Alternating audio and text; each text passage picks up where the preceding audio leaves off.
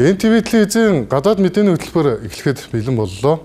Өнөөдрийн хөтөлбөрөөр Америкийн нэгдсэн улс Ираныг хамарсан дайны нөхцөл байдлын талаар үүнтэй холбоотойгоор дэлхийн зах зээл, тэр дундаа хөрөнгийн зах зээл болон газрын төсний үн хэрхэн өөрчлөгдөж буй тухай, мөн Африк дэвтэгдээд буй Эбола вирусын тархалтын талаар, мөн Парис хотноо өнгөрсөн 7 хоногт дэгдсэн үүмэний тухай төлөвлөх болно. Ингээд хөтөлбөрийнхөө эхний мэдээлэлтэй оръё. Өнгөрсөн 7 хоногт Америкийн нэгдсэн улс болон Ираны дайны нөхцөл байдал эцлэхэд ойртож, талууд ормозын хоолойг бүрэн нээж, улмаар гал зогсоох хилцээг 60 хоногоор сунгаж, үлдсэн асуудлуудаа хилцнэ гэсэн мэдээлэл хүрч байсан. Тэгвэл өнөөдрийн байдлаар энэ нөхцөл байдал оронгороо эргэлээ. Тодорхойлбол өнгөрсөн амралтын өдрүүдэд Америкийн нэгдсэн улсын зэвсэг хүчин Ираны цэргийн байгууламжууд руу пуужингийн цохилт өгсөн байна.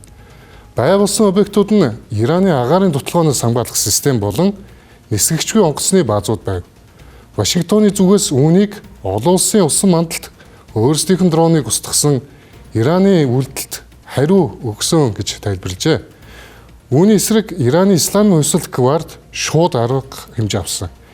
Тэд нэм гарагийн орой Кувейт улсад байрлах Америкийн нэгдсэн улсын цэргийн бааз руу баллистик пуужингаар харууллаа. Америкийн нэгдсэн улсын пуужингаас хамгаалах систем 2 баллистик пуужинг агаарт нь амжилттай устгасан байна. Тиймээс хүний ам эрсдээгүй гэж албан ёсоор мэдэгдлээ. Гэсэн хэдий ч энэхүү гинтийн хадлагаас үүдэн Кувейт улс яаралтай онц байдалд шилжсэн. Тэд агаарын довтлогоноос хамгаалах системээ бүрэн идэвхжүүлэхэд хүрлээ. Үүгээр зогсохгүй Ираны ерөнхий сайд Аббас Аракчи Америкийн нэгдсэн улсын энэхүү гал өдөөсөн байдалд хатуу арга хэмжээ авахад зарлаж, ормозын хоолойг дахин бүрэн хаахаа мэдэгдээд байна.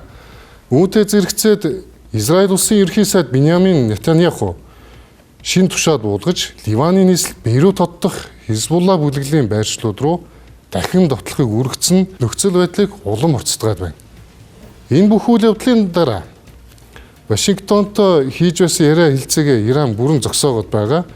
Йемен, Ливан, Ирак дахь өөрийн холбоотон хүчнүүдтэйгээ хамтран шинэ төлөвлөгөөгөө хэрэгжүүлж эхлээд байна. Энэ дэлхийн газрын тосны тээврийн гол судас болох ормозын хоолой цаашлаад Бабел Мандебийн хоолойг бүрэн хаах ажиллагаа юм а. Дэлхийн зах зээл дээрх газрын тосны үн үүнээс улбаалan шууд 5%-аар огцон өсч $96 хүрээд байна. Энгийнүүдээр харуул энэ зүгээр л ээлжид пуужингийн харилцан довтлогоо мэт харагдаж болно. Гэвч геополитикийн хөшгөний ард хин ухрах гарцсгүй болтлоо шахагдсан байна.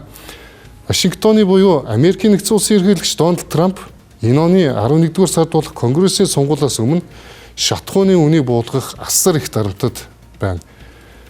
Америкийн энгийн сонгогчдын хувьд ойрхон торнтын геополитик тиймч сонирмш. Тэдэн зөвхөн шатхуун түгээх станц дээр үнийн самбарл хамгийн чухал нөлөөтэй байдаг. Тиймээс цагаан ордон Ираны хаасан ормозын хоолойг яаралтай нийлгэх шаардлагатай байгаа. Гэхдээ нөгөө талд Теherаны цөмийн хөтөлбөрийг зогсоох гэсэн дотоодын консерватив үзэлтнүүдийнхаа шахалтад давхар оржээ. Ийм учраас Америкийн нэгдсэн улсын төрийн нарийн бичгийн дарга Марко Рубио нөхцөл байдлыг намжих төлөвлөгөө санал болгож байна. Ираныг хэрэлцээлд оруулах маш хүсэлтэй байгаагаа мэдэгдээд байгаа ч Теherаны өнцгөөс үзвэл дэлхийн газрын тосны нийлүүлэлтийн гол захингилаануудыг хянах нь тэдний геополитикийн хамгийн хүчрхэг бөгөөд цорын ганц арга зам болоод байгаа. Өөрөөр хэлбэл Техеран нь Израилийн Ливан дахь цэргийн ажиллагааг Америкийн нэгдсэн улсын бодлогоос салгаж үзэхгүй байна. Тэд үүнийг өөрсдийнх нь оршин тогтнол аюулгүй байдалд занал хийсэн шууд үүдэл гэж тодорхойлж байгаа. Тиймээс тэд ормоз болон Бабел Мандебийн хоолойг боомлох замаар дэлхийн эдийн засагт зохиомл шок үүсгэхийг зорж байна. Энэ логистикийн хөшүүргээр дамжуулан барууны орнуудын эдийн засгийн хоргийг цуцлуулах нь тэдний стратегийн хамгийн гол зорилго болоод байгаа. Цаашлаад гадаадын банкуд зарцаагдсан хэдэн 10 тэрбум долларын орлогоо суллах сонирхол Иранд бий. Иймэрхүү Америкийн нэгдсэн улс болон Ираны өөрсдийн дотоод улс төр эдийн засаг аюулгүй байдлын шаардлагын хүрээнд хин хинч уулт хийх боломжгүй нөхцөл байдал үүсэж байна.